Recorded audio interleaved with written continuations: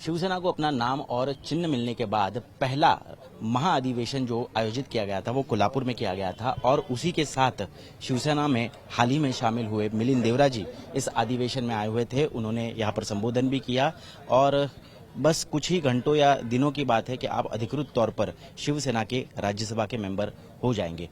क्या फीलिंग है, आज क्या क्या भाषण में आपने संबोधन किया? नहीं, मैं सबसे पहले बहुत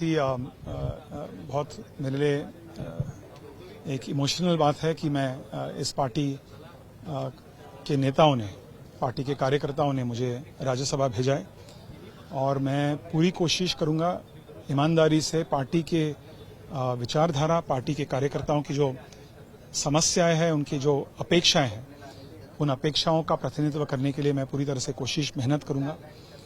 एक बहुत अच्छा टीम है इस पार्टी में। एक बहुत ही डेमोक्रेटिक प्रक्रिया से मैंने देखा है कि एकनाथ जी, श्रीकांत जी, पार्टी के नेता काम करते हैं, जो दूसरे पार्टियों में और इस पार्टी में बहुत अंतर है। तो मैं एक डेमोक्रेटिक विचारधारा में मैं विश्वास करने वाला व्यक्ति हूं और एक नेता हूं, और इसलिए मुझे एक डेमोक्रेटिक पार्टी के माध्यम से काम करने का जो अवसर मिला है, इसके लिए मैं शिंदे साहब का, पार्टी के सभी नेताओं का, कार्यकर्ताओं का बहुत बहुत आभार व्यक्त करना चाहता हूँ।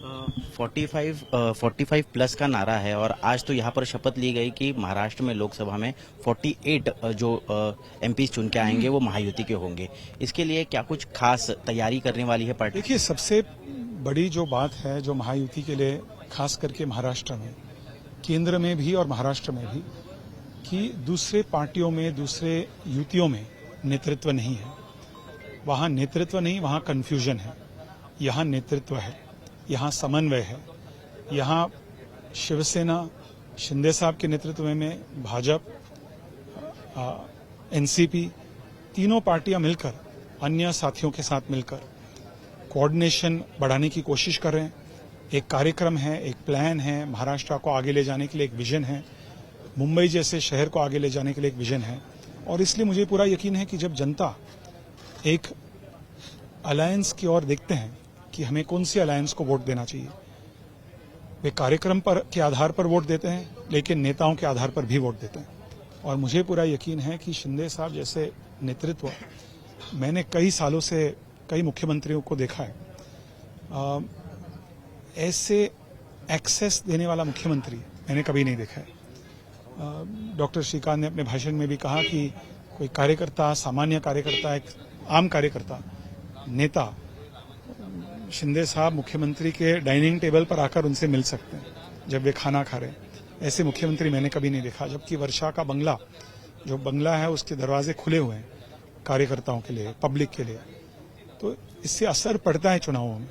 लोग भी देखते हैं कि एक नेता है जो एक्सेसिबल है, और उस एक्सेसिबिलिटी भी एक चुनावी मुद्दा बन सकता है। क्या यही वजह है क्योंकि आपने, कहा जा सकता है, पहल की, आपने कांग्रेस छोड़ी, उसके बाद बाबा सिद्दीकी, अशोक चौहान भी अब बाहर निकले हैं? ऐसा क्यों हो रहा है कांग्रेस में? क्या ये एक्सेसिबिलिटी कांग्रेस में या एमवीए के तीनों पार्टियों के नेताओं के साथ वो एक्सेसिबिलिटी नहीं मिल रही है? देखिए, मैं कांग्रेस पार्टी का साइको एनालिसिस अभी अनंत समय तक नहीं करना चाहता।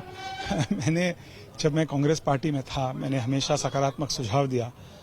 मैं चाहता था कि पार्टी सुधरे, मैं चाहता था कि भारत को एक positive, constructive, development oriented opposition मिले। लेकिन पार्टी का एक अलग ऑब्जेक्टिव है, विजन है। मैं उनको केवल आपके माध्यम से शुभकामनाएं दे सकता हूं। मेरे जैसे लोगों को काम करना है, मेरे जैसे लोगों को किस तरह से हम समस्याओं को दूर कर सकते हैं, किस तरह से हम सोल्यूशन निकाल के ढूंढ सकें, इन चीजों पर हम फोकस करते हैं। हम सोल्यूशन ओरिएंटेड लोग हैं। और अनफॉर्चुनेटली कांग्रेस में जब सोल्यूशन दिखता था तो एक प्रॉब्लम क्रिएट हो जाता था।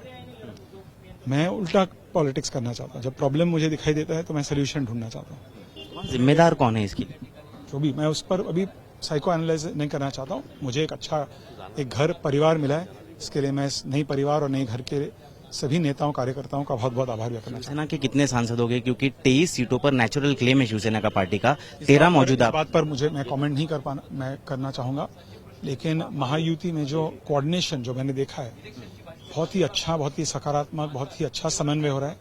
और पार्टी के नेता जब साथ में मिलकर चर्चा करेंगे तो मुझे पूरा यकीन है कि एक इक्विटेबल डिस्ट्रीब्यूशन ऑफ सीट्स कर पाएंगे। आप क्या अपेक्षा रख रहे हैं कि शिवसेना को कितनी सीटें मिलनी चाहिए, क्योंकि 13 तो मौजूदा सांसद मैं हैं। मैं एक ही बात कह सकता हूं कि शिवसेना जितने भी सीटों पे लड़ेंगे महाराष्ट्र में उन्हें 100%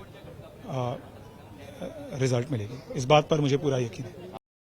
ये थे मिलिंद देवरा जी, जिन्होंने आज पहली बार शिवसेना के पार्टी कन्वेंशन में हिस्सा लिया, संबोधन भी किया और आने वाले दिनों में लोकसभा के चुनाव है, विधानसभा के चुनाव है, उसकी रणनीति कैसे हो, शिवसेना आगे कैसे काम करेगी, उस पर चिंतन और मनन भी किया। कैमरा पर्सन वैभव कनगुटकर के साथ मैं ऋत्विक भालेकर, कोल्हापुर, आज तक।